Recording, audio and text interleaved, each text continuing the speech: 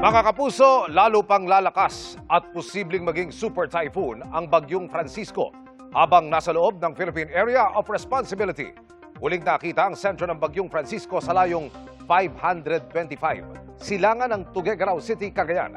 Taglay na nito ang lakas ng hangin na 175 km per hour at bugsong papalo sa 215 km per hour. Pa-west, northwest ang kilos nito sa bilis na 20 km per hour.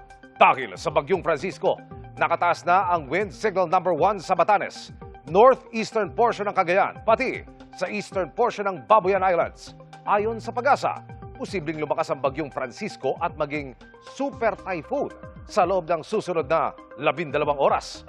Mananatiling malayo sa landmass ang bagyo pero hindi inaalis ang tsansang kumilos yan pakanluran at lumapit ng bahagya sa Hilagang Luzon. Gayunman, mababa pa rin ang tsansa nitong maglandfall o yung tumama sa lupa.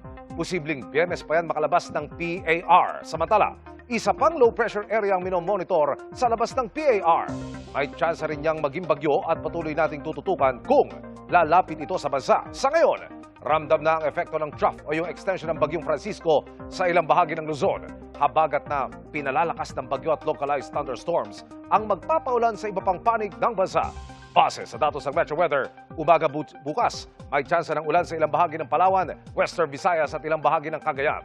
Bandang hapon at gabi, posible ring ulanin ang Ilocos Provinces, ilang bahagi ng Central Luzon, Mindoro Provinces, Bicol Region, iba pang bahagi ng Visayas at halos buong Mindanao.